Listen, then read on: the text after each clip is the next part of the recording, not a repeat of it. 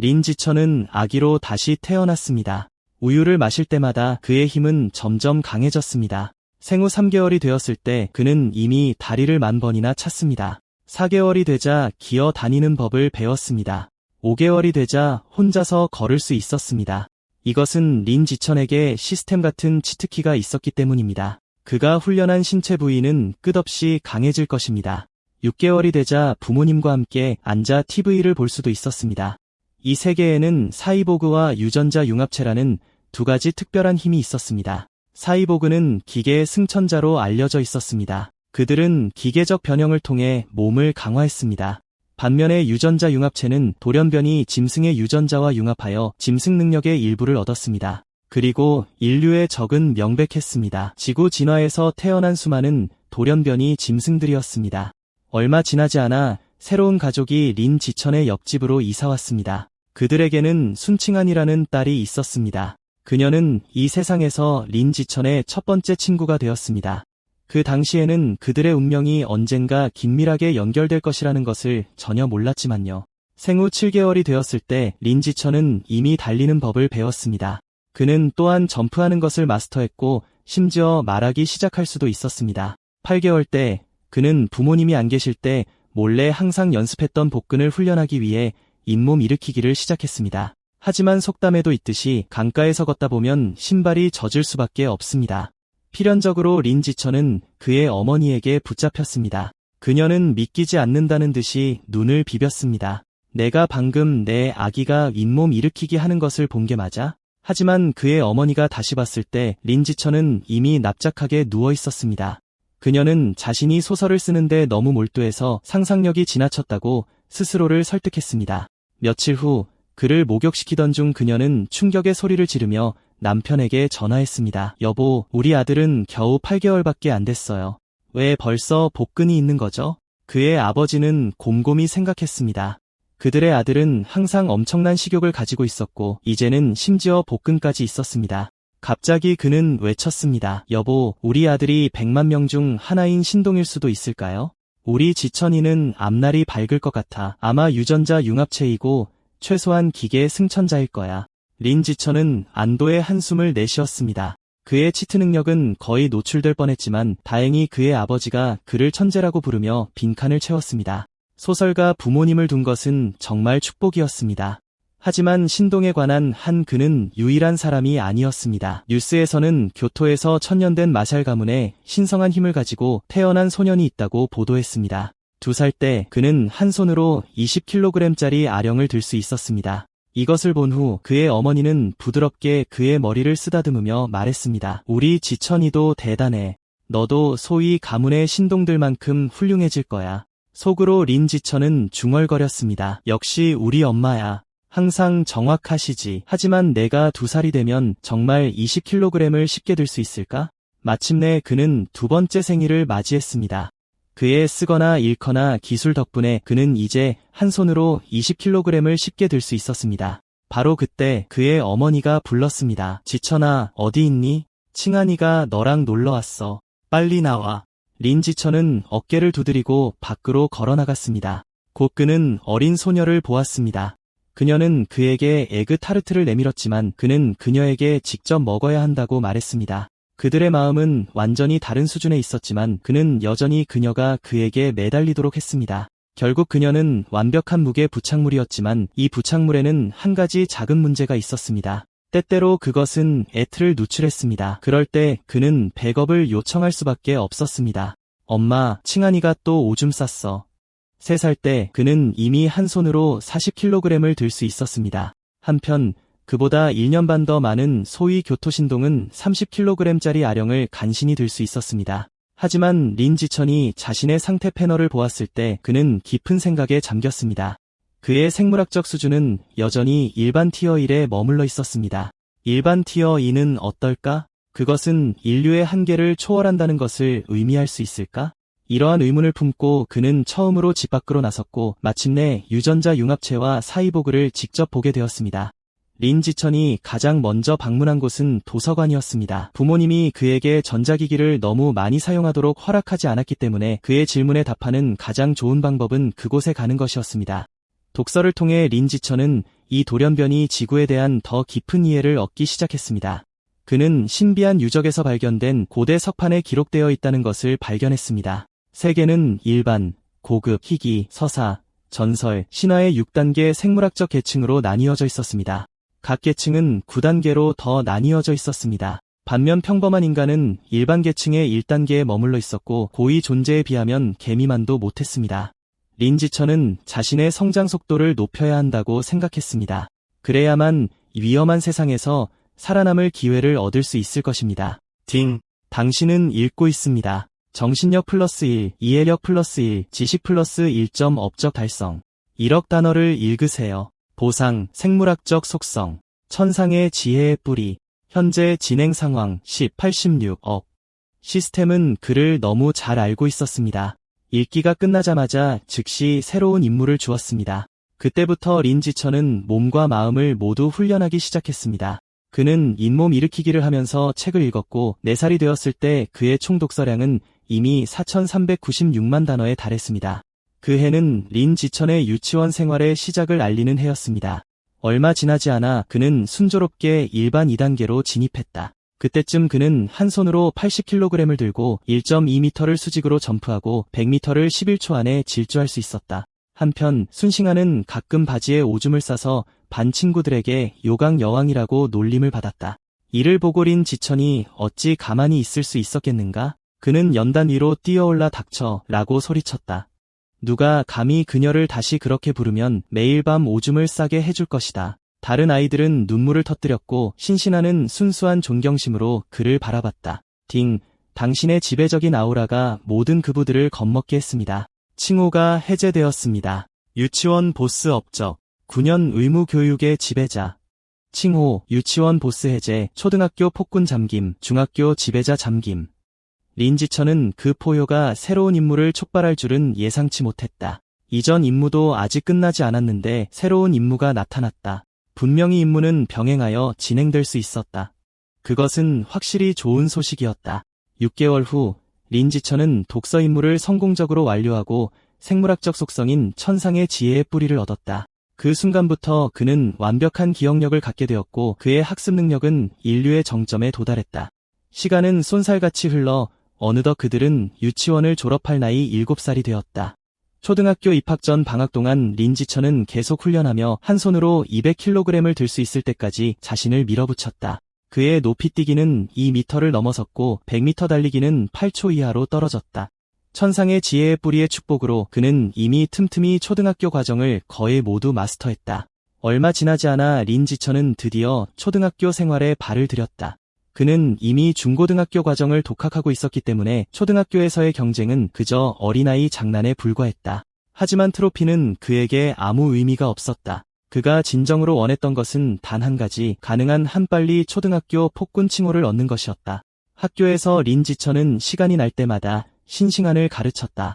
그녀는 특별히 재능이 있는 것은 아니었지만 그녀의 근면함과 순종이 그것을 보충했다. 단 한 학기 만에 그녀의 성적은 반에서 2등으로 올랐고 물론 1등은 린지천의 몫이었다.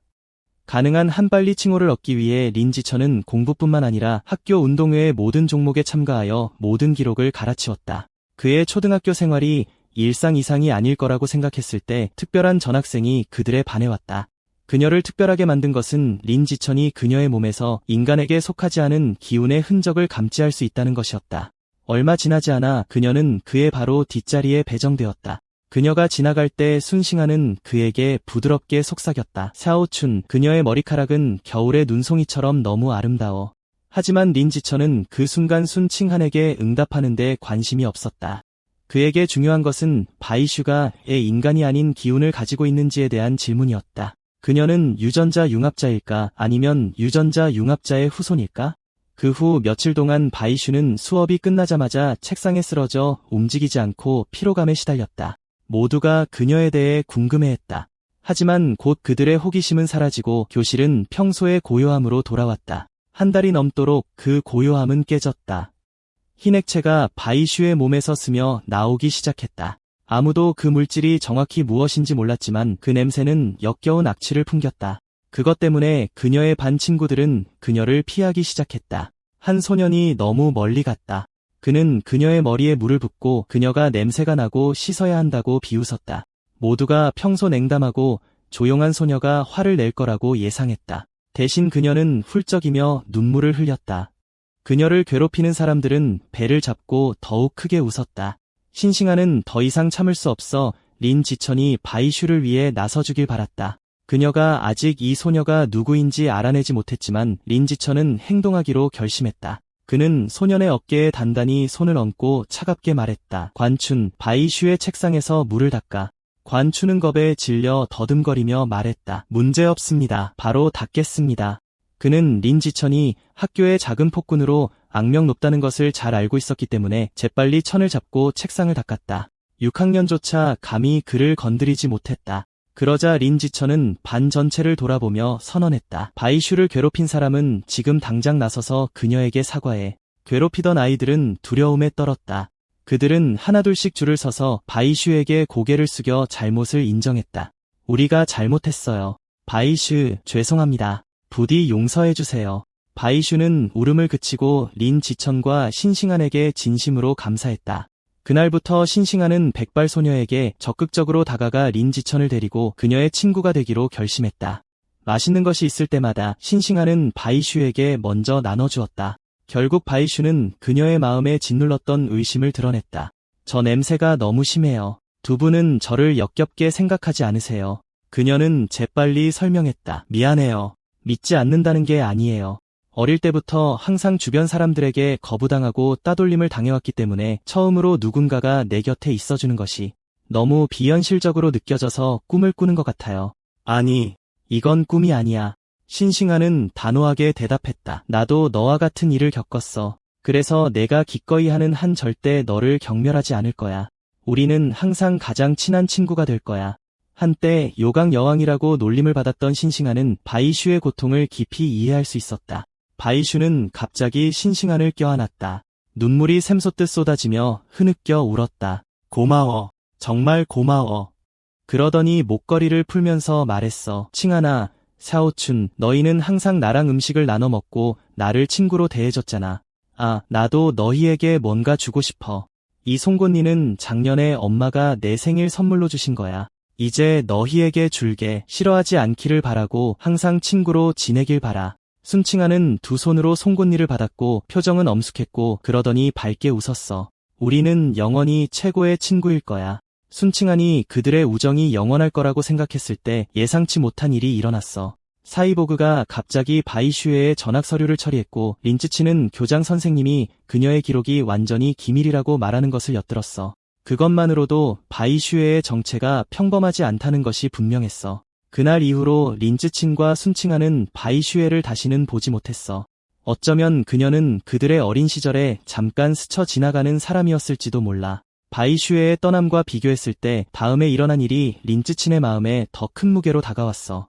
소위 교토의 천재는 10살 때 짐승 유전자와 성공적으로 융합했고 이제 한 손으로 1000파운드 바위를 들어 올릴 수 있게 되었어. 그 소식을 듣고 그의 아버지는 또 교토의 천재에 대해 농담을 했어. 그는 화면에 자주 등장해서 마치 그를 제품을 팔기 위한 인플루언서로 만들려고 하는 것 같아. 그는 계속해서 말했어. 글쎄, 교토의 천년된 마샬 가문이잖아.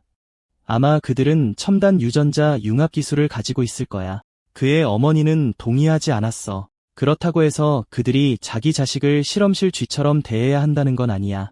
그의 아버지는 반박했어. 마샬 가문에게는 가족의 이익을 위해 개인을 희생하는 것이 당연한 거야. 그렇지 않으면 그들은 결코 그 수준까지 올라가지 못할 거야. 그의 어머니는 화를 내며 쏘아붙였어. 그래, 당신이 항상 최고로 잘 알지.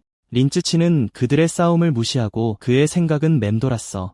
그 교토의 천재는 예전에는 100kg 밥을 만들 수 있었는데 유전자 융합 후에는 500kg을 들어 올릴 수 있게 되었어. 그의 힘은 5배나 증가했어. 하지만 린츠치는 겨우 8살이었어. 그리고 어떤 유전자 융합도 없이 그는 이미 한 손으로 300kg을 들어 올릴 수 있었어. 비교해보면 그의 잠재력은 분명히 더 컸어. 그 계산으로 그는 여전히 자신의 미래에 대해 자신감이 넘쳤지만 다음 뉴스를 보고 마침내 공포에 지배당하는 것이 무엇을 의미하는지 이해했어. 인접 국가에서 끔찍한 짐승 공격이 발생했어. 목격자들의 영상에 따르면 범인은 거대한 돌연변이 쥐였어. 한 여성 회사원은 심지어 그 생물에게 통째로 삼켜지는 모습이 카메라에 잡혔어. 나중에 조사 결과 이단 숭배자들이 공격의 배후에서 선동한 것으로 드러났어. 사쿠라 국가의 대변인은 카메라에 출연하여 모든 국가의 지원과 협력을 요청하여 숭배자들을 제거할 것을 촉구했어. 이 소위 숭배자들은 잔인한 반인간 조직이었어.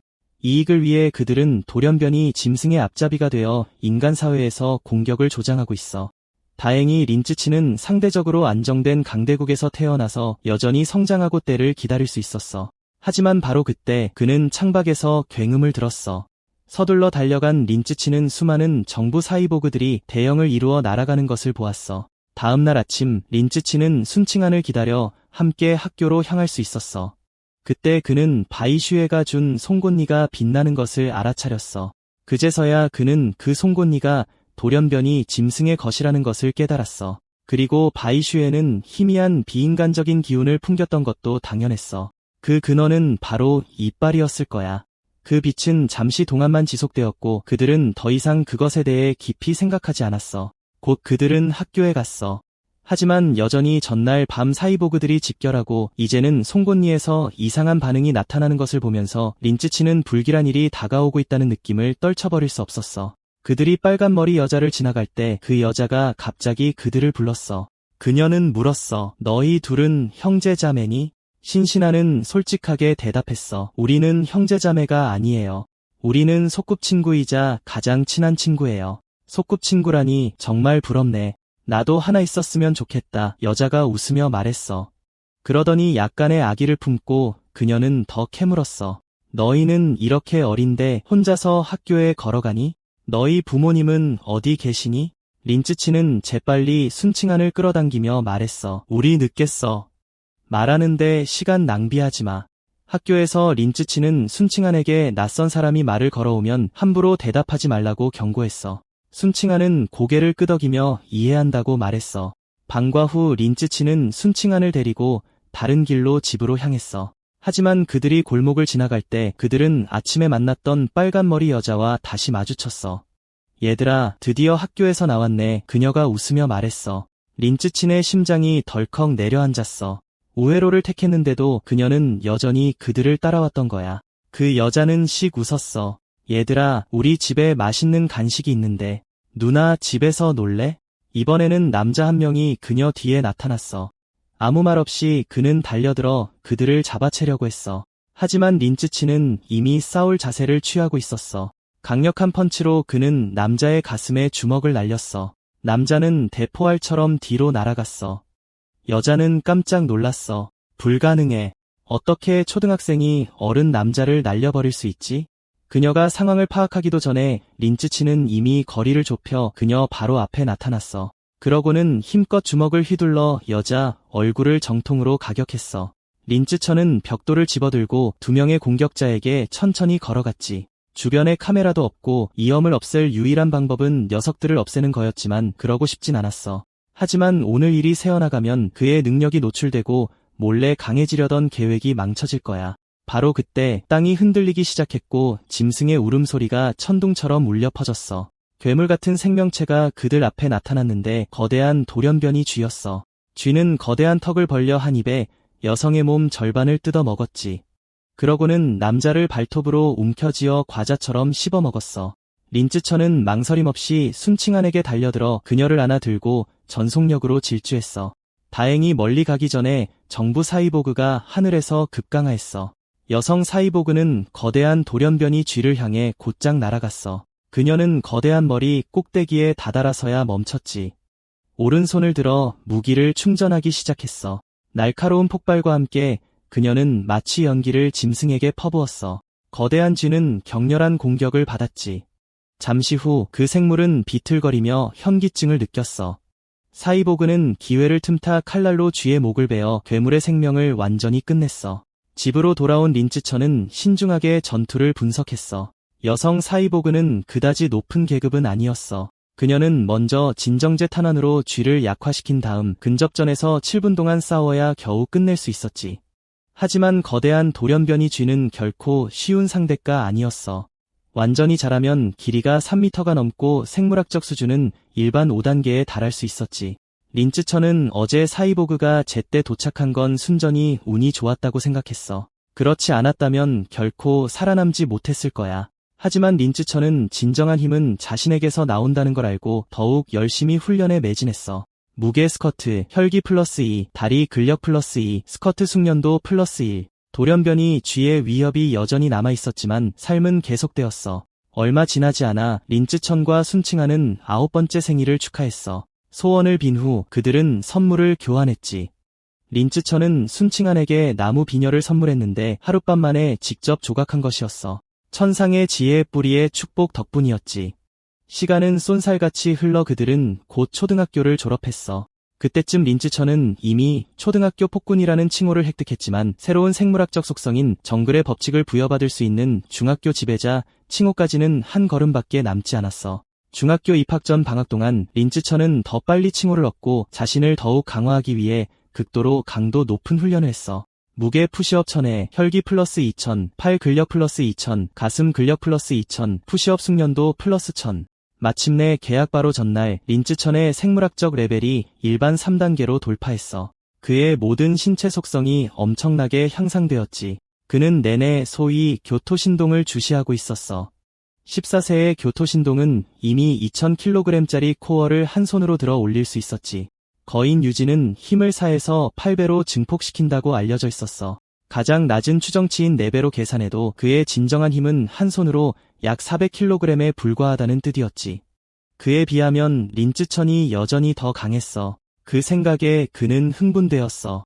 만약 그가 미래의 유전자 융합을 거친다면 얼마나 더 강해질 수 있을까? 곧 린쯔천은 공식적으로 중학교 생활을 시작했어. 초등학교에서 도시 최고 학생이었던 그는 명문 학교 교장들의 열렬한 스카우트 제의를 받았고 결국 린쯔천은 순칭한이 같은 학교, 심지어 같은 반에 다닐 수 있다는 조건으로 상하이 중학교의 제안을 받아들였어. 입학날 교장과 담임 선생님은 직접 그를 환영하며 학교의 명예를 가져다 달라고 격려했어. 린쯔천은 몇 마디 예의 바른 말을 건네고 자리를 떴어. 그가 몰래 빠져나온 진짜 이유는 간단했어. 상하이 중학교는 최고 수준의 스포츠 시설을 자랑했거든. 개학 전에 그와 순칭한은 이미 배드민턴 시합을 하기로 약속했었지. 하지만 막 시합이 시작되려는 찰나 반갑지 않은 손님이 나타났어. 한 선배가 나서서 차갑게 말했어. 너희들이 신입생인가 보군. 이 코트는 선배들만 쓸 수 있어. 다른 2명의 선배들은 음탕한 표정으로 순칭한을 괴롭히기 시작하며 비웃었어. 린쯔천의 표정이 어두워졌어. 야, 너희들. 저 여자애한테서 떨어져. 그리고 먼저 온 사람이 임자라는 규칙을 모르는 건 아니겠지? 선배들은 거만하게 비웃었어. 무슨 규칙? 하늘의 왕이 먼저 왔어도 오늘 이 코트는 우리가 차지한다. 린쯔천이 말하는 순간 배드민턴 라켓을 그들에게 던졌어. 셔틀콕은 음속 폭음을 내며 공기를 찢고 날아갔지. 그것은 학생의 라켓을 깨끗하게 뚫고 심지어 머리에 쓴 모자까지 관통했어. 세 사람은 공포에 질려 거에 실금할 뻔했지. 저 녀석 인간 맞아? 유전자 융합자일지도 몰라. 저 나이에 그럴 리가 없어. 만약 저 슈시일인치만 빗나갔어도 우리 리더의 머리가 쪼개졌을 거야. 즉시 그들은 줄을 서서 고개를 숙이고 더듬거리며 보스, 저희가 잘못했습니다 라고 말하며 전속력으로 도망쳤어. 그 후 그 사건에 대한 소문이 학교에 퍼졌고 다시는 아무도 감히 그들을 괴롭히지 못했어. 이미 중학교 과정을 모두 마친 린쯔천은 수업 시간 대부분을 정말로 관심 있는 과외 책을 읽으며 보냈어. 밤에는 체력 훈련을 마친 후 온라인에서 새로운 기술을 배웠지. 천상의 지혜 뿌리 덕분에 그는 꾸준히 사진, 요리, 운전, 수영, 야생 생존술, 다양한 스포츠를 익혔어. 중학교 지배자 칭호를 최대한 빨리 얻기 위해 린쯔천은 모든 과목에서 1위를 차지했을 뿐만 아니라 전국 청소년 대회에서 학교 대표로 출전하기도 했어. 그는 수학, 물리학, 화학, 컴퓨터 프로그래밍에서 금, 은, 동메달을 휩쓸었지. 그가 모든 분야에서 1위를 차지하지 않은 유일한 이유는 너무 많은 관심을 끄는 것을 피하기 위해서였어. 한 학기가 지났지만 칭호는 여전히 잠금 해제되지 않았어. 대신 그의 눈부신 활약은 수많은 팬걸을 몰고 왔지. 하지만 린쯔천은 그런 것에 관심이 없었어. 신싱한을 가르치는 것 외에는 곧 있을 학교 체육대회에만 집중했다. 그는 이번 대회에서 압도적인 성적을 거두면 중학교 지배자 칭호를 얻을 수 있다고 믿었다. 이번에는 포안 던지기, 높이뛰기, 단거리 달리기 3종목만 참가했다. 이 3가지는 각각 힘, 점프력, 속도를 의미했다. 모두 제패하는 것은 운동 능력의 완전한 지배를 의미했다. 일부러 실력을 숨겼지만 1등을 차지하는 것은 여전히 쉬웠다. 그가 모든 메달을 획득하는 순간 그의 안에서 힘이 폭발했다. 당신의 학업 및 운동 능력이 학교 전체를 압도하여 모든 학생을 당신의 그림자 아래 두었습니다. 칭호 획득, 시무룩한 얼굴, 중학교 지배자. 칭호 획득, 시무룩한 얼굴, 유치원 보스, 심표, 초등학교 폭군, 심표, 중학교 지배자. 업적 완료, 시무룩한 얼굴, 9년 의무 교육의 지배자. 보상으로 생물학적 속성 부여. 정글의 법칙. 정글의 법칙은 생명의 근원적인 힘이었다. 모든 존재 위에 서서 사용자가 다른 존재의 생명력을 흡수하여 자신의 진화를 촉진할 수 있게 해줍니다. 린즈천은 학교를 나섰다. 그는 이 생명력이 진정으로 무엇을 의미하는지 곰곰이 생각했다. 그러다 갑자기 깨달음이 스쳐 지나갔다. 그는 순칭한에게 몸을 돌렸다. 칭한, 내 송곳니 좀 볼 수 있을까? 선칭한은 고개를 끄덕이고 송곳니를 빼서 그의 손에 쥐어주었다. 다음 순간 시스템 메시지가 나타났다. 시무룩한 얼굴, 심연 나비의 생명력의 흔적을 흡수했습니다. 심연 나비 코덱스 1%. 진행률이 100%에 도달하면 진화하여 짐승의 속성 또는 능력을 얻을 수 있습니다. 집에 돌아온 린즈천은 즉시 심연 나비에 대한 정보를 검색했지만 아무것도 찾을 수 없었다. 그가 이 생명체에 대해 이해하고 싶다면 스스로 진실을 밝혀내야 할 것 같았다. 나중에 린즈천은 가방에서 또 다른 끈을 꺼냈다. 그것을 흡수한 후 그의 심연 나비 코덱스는 2%로 상승했다. 고작 2%였다. 짐승뼈에는 생명력이 많이 남아있지 않은 것 같다. 완전히 잠금 해제하려면 다른 방법이 필요해 그는 속으로 생각했다. 그 후 훈련 강도를 높이기 위해 그는 매일 순칭한을 자전거로 등하교시키기 시작했다. 어느 날 그는 학교 무술팀의 거 선생님에게 붙잡혔다. 린즈천의 뛰어난 운동의 성적을 목격한 거 선생님은 그를 학교 무술팀에 영입하고 싶어 했다. 거절할 기회조차 주지 않고 선생님은 초대를 건네고 즉시 떠났다. 나중에 집에서 린즈천은 무심코 모기를 쫓아냈다. 그 결과 모기나 바퀴벌레와 같이 너무 약한 생물은 정글의 법칙 능력을 발동시킬 수 없다는 결론을 내렸다. 오직 강력한 돌연변이 짐승만이 흡수할 가치가 있는 생명력을 가지고 있었다. 자신의 이론을 시험하기 위해 린즈천은 짐승 고기를 파는 슈퍼마켓을 방문하기로 했다. 정육점 코너를 발견하자마자 그는 망설임 없이 달려갔다. 초조하게 그는 고기를 향해 손을 뻗었다. 그의 손가락이 닿는 순간 활기찬 생명력이 그의 몸으로 쏟아져 들어왔다. 흥분감에 주먹을 꽉 쥐며 린즈천은 역시 내 말이 맞았어라고 생각했다. 하지만 선칭한은 그를 미친 사람처럼 쳐다봤다. 즈천, 짐승 고기는 어떤 느낌이야? 정말 일반 고기와는 달라? 그는 그녀에게 진실을 말하지 않았다. 대신 그는 무심하게 말했다. 별로 안 그래. 그냥 더 신선한 느낌이야. 너도 만져볼래? 순칭한은 재빨리 손을 흔들었다. 싫어. 내가 만져봐. 린즈천은 킥킥 웃었다.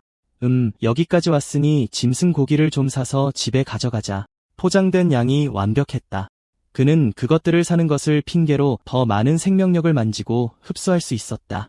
짐승 고기는 악명 높게 비쌌기 때문에 린즈천은 가장 저렴한 선택지인 환상 오징어를 골랐다. 선칭한은 걱정스러운 표정으로 얼굴을 찡그렸다. 즈천, 이건 너무 비싸.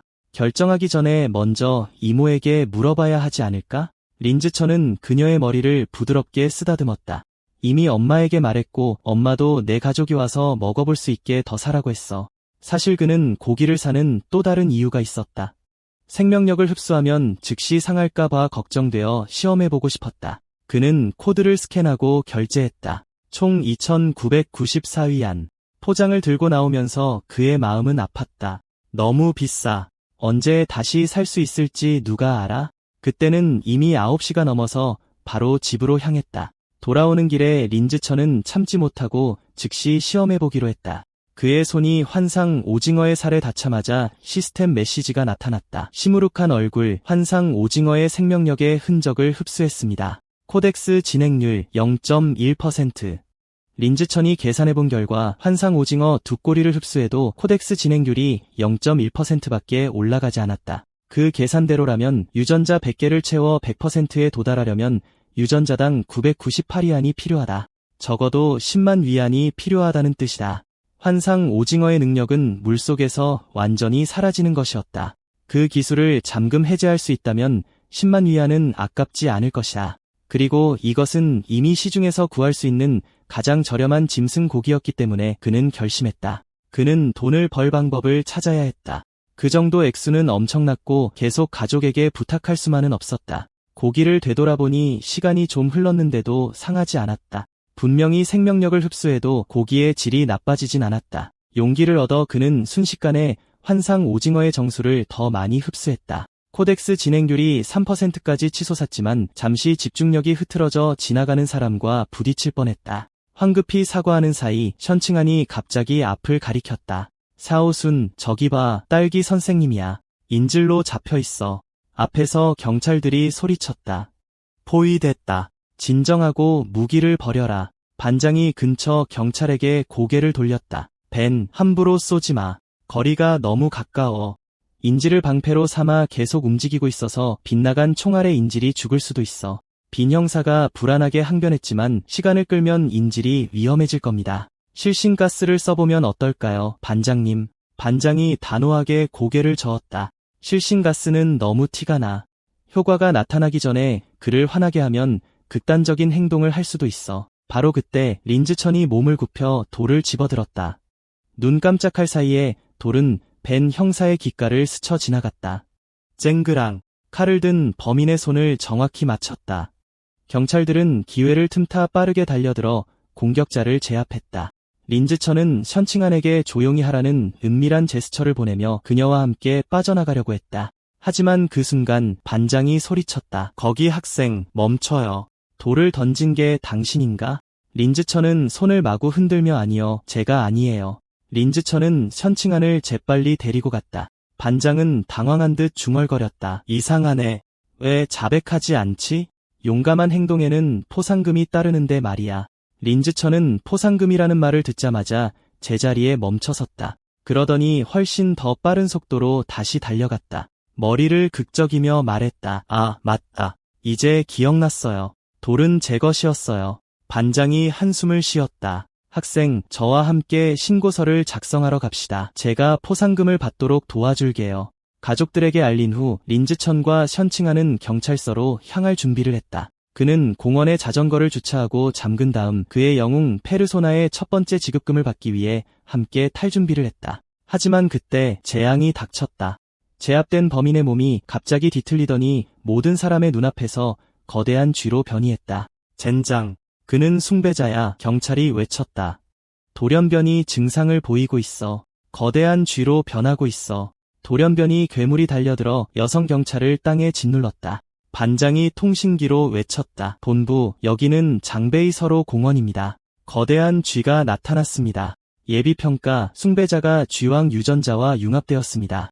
우리는 제압할 수 없습니다. 즉시 증원군을 요청합니다. 한편 보안 요원들은 이미 총을 꺼내 발사했다. 린즈천은 딸기 선생님을 한 팔로, 션칭한을 다른 팔로 잡고 최대한 빨리 달려갔다. 멀리 가지 못했는데 사이보그가 머리 위로 덮쳤다.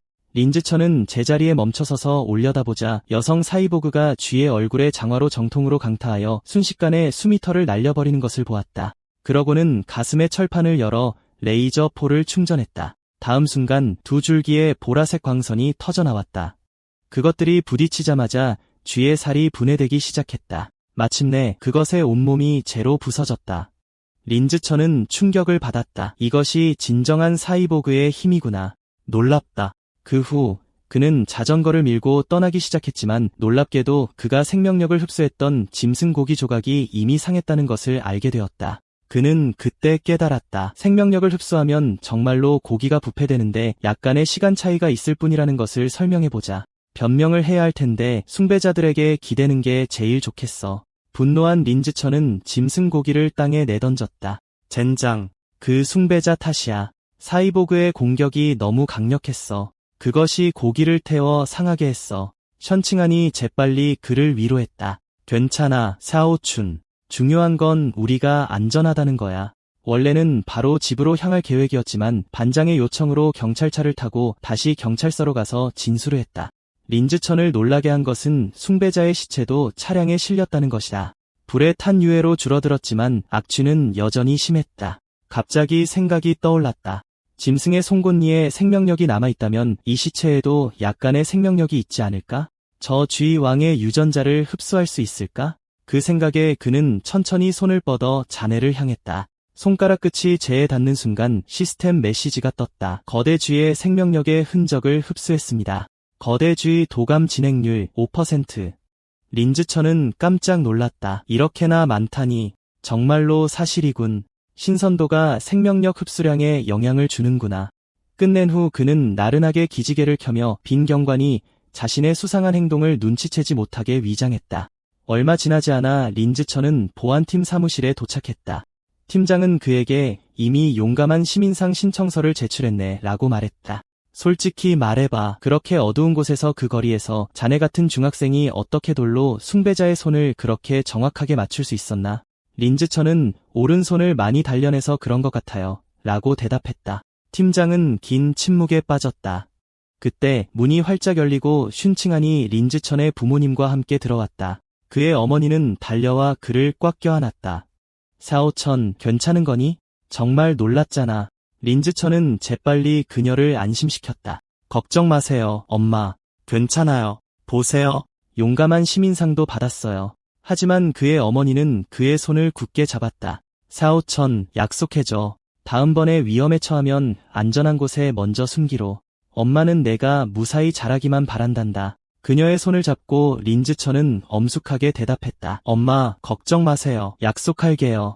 항상 제 자신을 먼저 보호할게요. 린즈천이 보안 사무실을 나설 때 그는 경찰관들이 이야기하는 것을 엿들었다. 쥐신 숭배자들이 점점 더 대담해지고 있어. 이제 대학까지 침투해서 유전자 융합 자격이 없는 학생들을 노리고 있어. 오늘 밤 살해된 사람은 광이안 대학교의 인문학 학생인데 그들에게 유인당했었지. 젠장. 이 배신자들을 완전히 쓸어버려야 해. 린즈천은 그건 근본적인 원인을 해결하는 게 아니야. 내가 진정으로 끝내야 해 라고 생각했다. 소위 쥐 왕이라는 놈을 제거해야 해. 길을 걷다가 그는 쥐신 숭배단에 대한 정보를 검색하기 위해 휴대폰을 꺼냈다. 그는 그들의 기지가 상하이시에 있다는 것을 알게 되었다. 대부분의 구성원은 사회 부적응자들이었고 그들의 활동은 올해 들어 놀라울 정도로 빈번해졌다. 갑자기 한 가지 이론이 그의 뇌리를 스쳤다. 쥐 왕이 더 높은 단계의 생물로 진화하려고 하는 것일까? 그래서 추종자들을 시켜 막대한 양의 자원을 모으고 있는 것일까? 쥐 왕은 이미 진정한 지능을 갖게 된 것일까? 잠시 후 길거리를 지나가던 린즈천은 고양이보다 큰 쥐를 발견했다. 그의 맥박이 빨라졌다. 이것도 쥐 왕과 관련이 있는 걸까? 그는 고개를 저었다. 있자. 여기는 남쪽이잖아. 쥐가 고양이만큼 큰 건 드문 일이 아니야. 그때 린즈천은 슌칭한이 평소와 달리 조용해졌다는 것을 알아차렸다. 그의 마음이 급해졌다. 또다시 그런 일이 일어나는 걸까? 그녀는 긴장하거나 갑작스러운 상황에 처할 때마다 어렸을 때처럼 통제력을 잃곤 했다. 하지만 린즈천은 이 상태가 실제로 어떤 숨겨진 잠재력과 관련되어 있을지도 모른다는 느낌을 떨쳐버릴 수 없었다. 집에 돌아오자 그의 어머니는 뭐라고? 라며 숨을 헐떡였다. 고기가 없어졌잖아. 린즈천은 그때 너무 정신이 없어서 제대로 잡고 있을 수가 없었어요. 라고 재빨리 설명했다. 분명히 떨어뜨렸을 거예요. 그의 어머니는 마침내 체념하며 한숨을 쉬었다. 내가 무사하면 된단다. 그게 전부란다. 고기는 다시 구할 수 있어. 린즈천은 좋아, 속았어 라고 생각하며 안도의 한숨을 내쉬었다. 하지만 바로 다음 순간 그의 아버지가 괜찮아 라고 말했다. 지금 바로 그 장소로 돌아가 볼게. 어쩌면 아직 찾을 수 있을지도 몰라. 린즈천은 서둘러 그를 막았다. 아빠, 너무 위험해요. 거기는 아직 상황이 진정되지 않았고 설령 고기를 찾더라도 이미 상했을 거예요. 그런 걸로 목숨을 걸지 마세요. 그의 아버지는 눈을 가늘게 떴다. 내가 어떻게 상했다는 걸 정확히 아는 거지?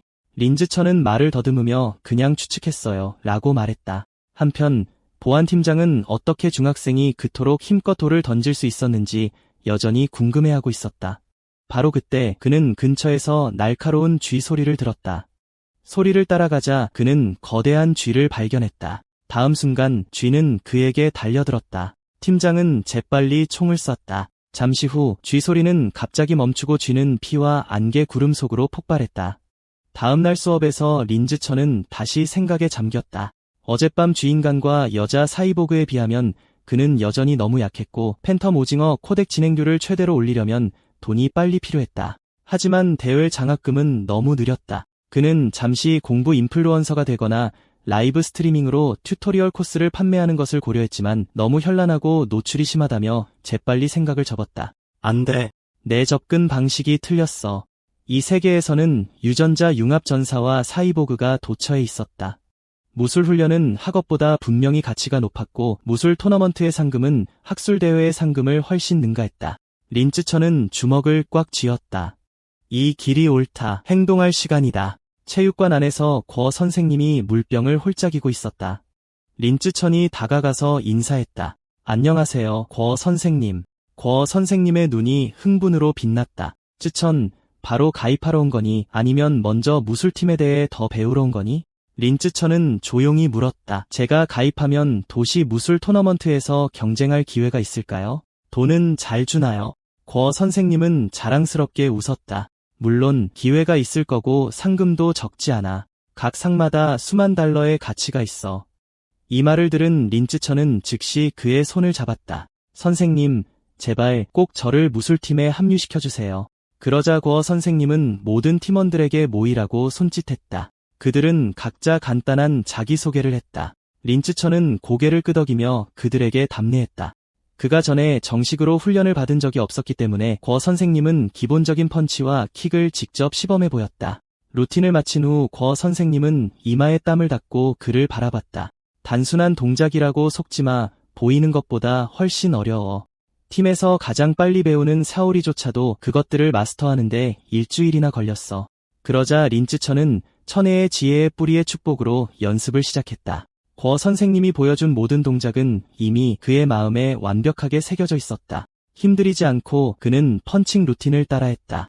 시스템 메시지 찡그린 얼굴, 당신은 주먹 기술을 연습하고 있습니다. 활력 플러스 1, 팔 힘 플러스 1, 손 민첩성 플러스 1, 주먹 숙련도 플러스 1. 다음으로 그는 발차기 훈련으로 넘어갔다. 시스템 메시지 찡그린 얼굴, 당신은 발차기 기술을 연습하고 있습니다. 활력 플러스 1, 다리 힘 플러스 1, 다리 민첩성 플러스 1, 발차기 숙련도 플러스 1. 궈 선생님은 완전히 놀랐다. 불가능해, 절대 불가능해. 그의 팀원들도 똑같이 충격을 받았다. 어떻게 한번 보고 바로 마스터할 수 있지? 궈 선생님의 눈에 린츠천은 그야말로 희대의 무술 신동이었다. 그날 저녁 그의 어머니가 저녁 식사를 하라고 불렀다. 린츠천은 그릇을 들고 달려갔다. 엄마, 오늘 저녁은 뭐야? 자랑스러운 미소를 지으며 그의 어머니는 대답했다. 물론 내가 그토록 갈망하던 팬텀 오징어지. 색, 향, 풍미가 가득한 요리가 식탁에 놓였다. 린츠천은 깊이 숨을 들이쉬었다. 냄새가 정말 좋다. 주저하지 않고 그는 한 입 베어 물었다. 시스템 메시지 찡그린 얼굴, 당신은 팬텀 오징어의 생명력의 흔적을 삼켰습니다. 팬텀 오징어 코덱 진행률 3.01%. 그는 굳어졌다. 잠깐, 먹는 것도 되잖아. 알았더라면 그때 만질 필요도 없었을 텐데. 바로 그때 뉴스 방송이 TV를 밝혔다. 천재 소녀가 전국을 충격에 빠뜨리다. 불과 14세의 그녀는 에너지의 심장과 성공적으로 융합하여 역사상 최연소 사이보그가 되었습니다. 영상은 그녀가 코어를 활성화하여 2000kg SUV를 한 손으로 들어올리고 100m를 단 3초 만에 질주하고 8m를 공중으로 곧장 뛰어오르는 모습을 보여주었다. 린츠천은 생각에 잠겼다. 과거의 교토신동, 오늘의 천재소녀, 유전자 융합 전사와 사이보그 중 누가 진정으로 정상에 서 있는가? 다음 뉴스 보도가 이어졌다. 비극적인 소식입니다. 경비대장 희춘산 씨가 어젯밤 11시에 사무실에서 살해당했습니다. 감시 카메라 영상에는 그가 경비부서에 침투한 거대한 쥐에게 잡아먹힌 모습이 담겨 있습니다. 린츠천의 표정이 어두워졌다. 어젯밤의 거대한 쥐와 같은 종류일 수도 있어. 그 자신을 강화해야 한다는 절박함이 그의 가슴속에서 더욱 무거워졌다. 더 강도 높은 훈련 후 그의 100m 질주 시간은 4.61초로 단축되었다. 그의 수직 점프는 5.51m에 도달했고 이제 그는 한 손으로 거의 1000kg을 들어 올릴 수 있었다. 그의 무술 연습 또한 소홀히 하지 않았다. 그는 빠르게 힘을 키워 무술 토너먼트를 준비하기로 결심했다. 다음날 아침 일찍 린쯔천은 새로운 기술을 배우고 훈련을 계속하기 위해 체육관으로 향했다. 호기심에 슝칭한도 함께 가기로 했다. 바로 그때 한 선배 여학생이 갑자기 그의 앞에 나타났다. 쯔천 후배, 아직 아침 안 먹었지? 그렇지. 우유 좀 가져왔어. 신선한 우유야. 린쯔천은 신칭한을 끌어당기며 단호하게 말했다. 괜찮습니다. 신경 써주셔서 감사합니다. 불행히도 이 장면은 악명 높은 심슨 선배에게 목격되었습니다. 그의 얼굴은 분노로 일그러졌습니다. 젠장. 학교 게임에서 내 챔피언십을 훔쳐간 것도 충분히 컸는데 이제 그는 감히 내 여신의 선물을 거절해? 그는 린즈친 앞에 나서며 어디 어른에 대한 예의가 없어? 그냥 받아서 다른 사람에게 넘겨줄 수도 있었잖아. 나처럼 왜 굳이 그녀의 감정을 상하게 해? 린즈치는 무미건조하게 대답했습니다. 그게 더 무례한 거 아닐까요? 심슨 선배는 더욱 격분했습니다. 차를 마시든지 마시지 않으면 그녀를 무시하는 거야. 무시는 극도의 무례함이지. 마침내 그는 도전을 제기했습니다. 린즈친, 감히 나랑 싸울 수 있겠어? 내가 지면 영원히 입 다물겠지만 내가 이기면 우유 한 팩 다 마시는 거다. 그 순간 시스템 프롬프트가 찡그린 얼굴 업적 달성이라고 떴습니다. 비공식 경쟁 시나리오 가장 원초적인 방법으로 1000명의 다른 상대를 제거하세요. 보상, 생물학적 특징, 적자 생존, 현재 진행 상황, 0,1000. 린즈치는 낄낄 웃으며 드디어 기다리고 기다리던 게 떴네. 네 번째 업적 퀘스트가 드디어 도착했어. 린즈치는 심슨 선배를 바라보며 고개를 끄덕였습니다. 좋아. 한번 붙어보죠. 이 소식은 들불처럼 학교 전체에 퍼졌습니다. 학생들은 흥분해서 속삭였습니다. 들었어? 린즈친이 체육관에서 선배와 결투를 한다는데 보러 가자. 곧 무술팀 전체가 모여 린즈친과 심슨 선배를 경기장 한가운데에 에워쌌습니다. 더 많은 반 친구들이 응원하러 왔습니다. 린즈친 후배, 저희가 응원할게요. 본때를 보여줘. 가자, 린즈친 후배. 내 멋진 액션 사진 많이 찍어줄게. 린즈친을 향한 응원을 들으며 심슨 선배는 속으로 얼굴을 찌푸렸습니다. 채, 다들 내가 질 거라고 생각하는 건가? 나는 아직 완전히 성장하지 못한 소위 천재를 짓밟은 것뿐이야. 지금 짓밟아 버리는 게 나아. 아니면 한 달 안에 끔찍한 재능 때문에 내가 뽐낼 기회조차 없을 거야. 상대가 아직 몽상에 빠져 있는 것을 보고 린즈치는 퉁명스럽게 끼어들었습니다. 저기요. 집에 저녁이 기다리고 있어요. 빨리 끝낼 수 있을까요? 좋아. 그렇게 해주지. 심슨 선배는 오만한 자신감으로 대답했습니다. 권 선생님이 손을 들었습니다. 우정 먼저, 스파링 나중인 거 잊지 말고. 시작. 하지만 그 순간 심슨 선배가 갑자기 소리쳤습니다. 잠깐. 숨을 헐떡이며 그는 선언했습니다. 너는 팀에 들어온 지 한 달밖에 안 됐지만 나는 거의 2년 동안 훈련했어. 공정하게 내가 먼저 3번 공격할 기회를 줄게. 말이 끝나기도 전에 린은 이미 그에게 달려갔습니다. 좋아. 그렇게 해주지.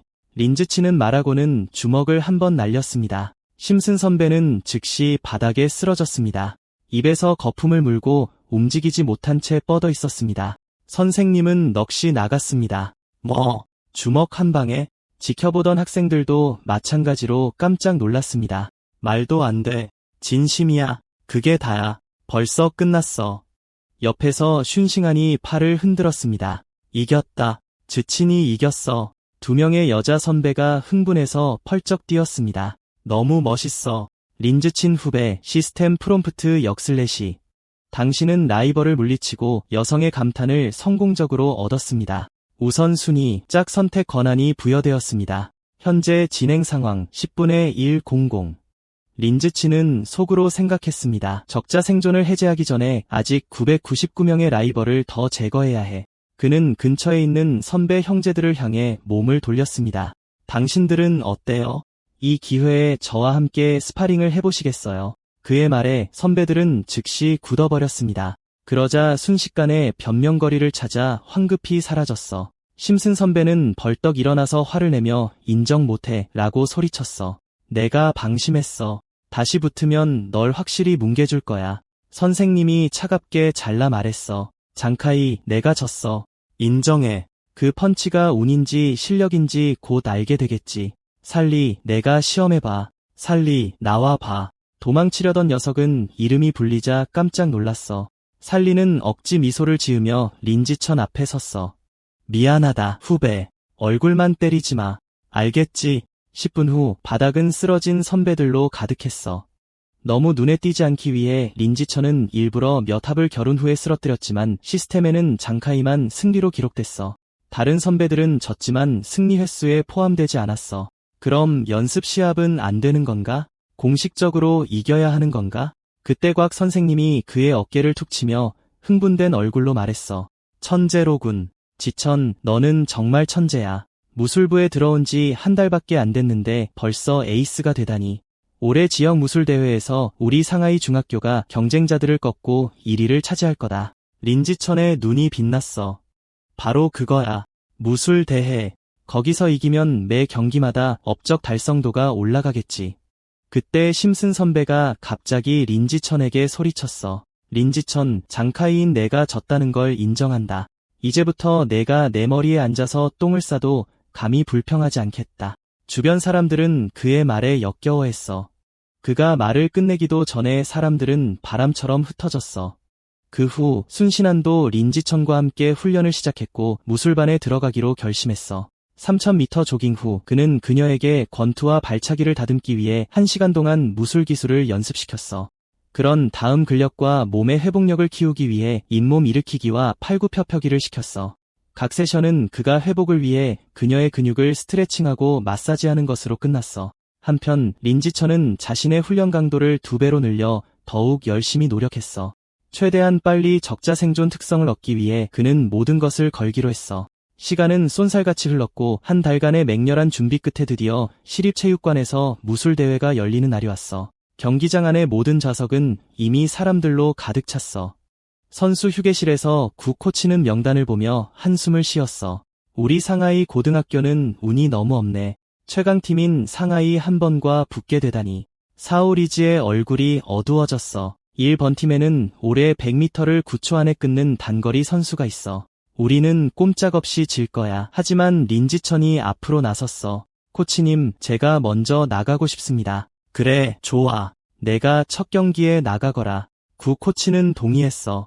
린지천은 경기장에 들어가서 몸을 풀기 시작했고 구 코치와 션칭하는 뒤에서 응원했어. 갑자기 쿵 하는 소리와 함께 발이 그의 앞에 떨어졌어. 그의 상대가 나타났는데 근육질의 거구였어. 그는 비웃으며 내가 상하이 고등학교 꼬맹이냐? 라고 말했어. 명단에서 내 이름을 봤는데 고작 중학교 1학년인데 8강 리그에 진출했더군. 대단해. 재능은 있나 보군.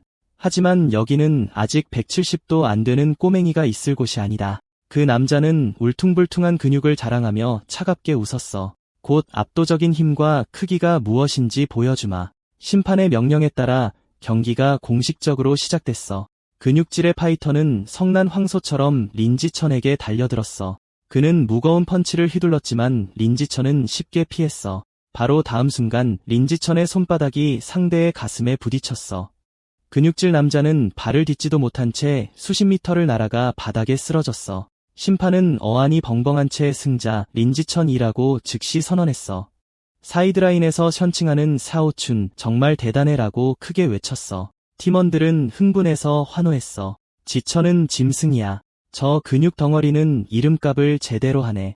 민첩성이 전혀 없잖아. 패배한 파이터의 코치는 격렬하게 소리쳤어. 발놀림, 발놀림.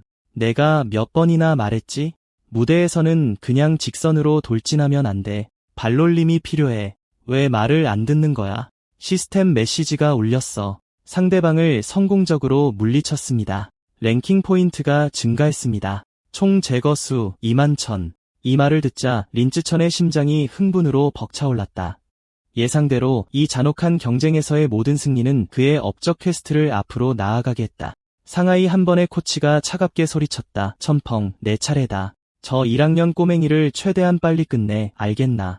심펑은 무대 위로 올라와 즉시 전투 태세를 취했다. 심판이 시작 신호를 보내자마자 그는 폭발적인 속도로 린지천에게 날아차기를 날렸다.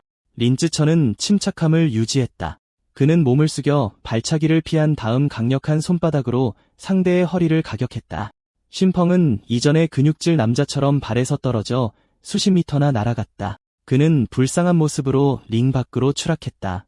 직원들이 들꺼들 들고 달려와 외쳤다. 빨리, 그를 병원으로 데려가. 머리를 부딪힌 것 같아. 관중들은 혼란에 빠졌다.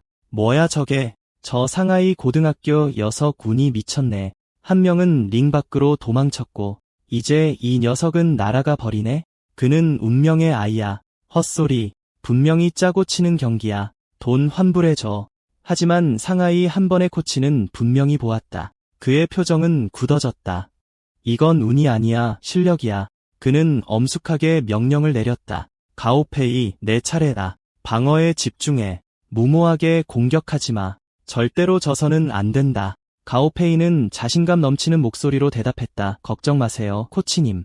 제가 이길 겁니다. 속으로 그는 생각했다. 린쯔천의 몸은 그렇게 강하지 않아. 그는 단지 민첩하고 빈틈을 이용하는 방법을 알 뿐이야. 그래서 그의 승리가 쉬워 보이는 거야. 하지만 나는 100m를 9초 안에 뛸 수 있어. 전투 경험은 어떻고 내가 진지하게 임하는 한 진리는 없어. 가오페이가 무대에 등장하자 관중들은 환호했다. 저 사람은 한 번의 가오페이잖아. 소문에 의하면 그는 100m를 9초 안에 뛸 수 있다고 해. 말도 안 돼. 그리고 그는 아직 중학생일 뿐이야. 그의 아버지는 유전자 융합 전사야. 그러니 당연히 그의 몸은 평범을 훨씬 뛰어넘지. 그에 비하면 상하이에서 온 저 신입생 하이는 가망이 없어. 가오페이가 성숙해지면 한 번이 확실히 지배할 거야. 심판이 손을 들고 외쳤다. 시작. 하지만 가오페이는 코치의 경고를 잊은 듯했다. 무거운 발걸음으로 그는 달려들어 첫 공격을 시작했다. 쏜살같이 빠른 속도로 그는 파괴적인 콤보 유수세석권을 선보였다. 측면에서 코치는 격렬하게 고함을 질렀다. 가오페이, 뭐 하는 짓이야? 방어에 집중하라고 말했잖아. 왜 돌진하는 거야? 가오페이는 자랑스럽게 코웃음을 쳤다. 방어요? 저는 천재입니다. 그딴 거 필요 없어요. 한편 린쯔천은 각각의 공격을 피하면서 그 기술이 다소 흥미롭다고 생각하고 관찰하고 배우기로 결정했다. 하지만 곧 가오페이는 단 한 번의 펀치도 맞지 않았다는 것을 깨달았고 그 자신은 이미 숨을 헐떡이고 있었다. 어떻게 전부 피하는 거야? 말이 안 돼. 그는 믿을 수 없다는 듯 외쳤다. 린쯔천은 안정된 호흡으로 가볍게 대답했다. 다른 기술 있어? 다 꺼내봐. 도발당한 가오페이는 다시 공격을 퍼부었고 주먹이 린쯔천의 눈앞에서 폭풍처럼 번쩍였다. 린쯔천은 침착하게 생각했다. 여전히 똑같은 기술이야. 이미 다 배웠어. 더 이상 질질 끌 필요 없어. 그렇게 말하며 그는 다리를 들어올려 단 한 번의 발차기로 가오페이를 날려버렸다. 관중들은 말을 잃었고 입이 떡 벌어졌다. 그러나 구 코치와 다른 사람들은 흥분하여 환호했다. 믿을 수 없어. 사오천은 막을 수 없어. 1대 3 전승이네. 이 승리는 너무 기분 좋아. 다음 상대들은 훨씬 약했다. 각각 린쯔천의 단 한 번의 펀치로 무너졌다. 얼마 지나지 않아 상하이 한 번에 5명의 멤버 모두 그에게 쓰러졌다. 다음 이틀 동안 그는 혼자서 2개의 학교를 더 격파했다. 마침내 그는 상하이 고등학교를 이끌어 8개 학교 리그에서 우승을 차지했습니다. 토너먼트가 끝날 무렵 그의 시스템 집계는 총 제거 횟수 16만 천을 나타냈습니다.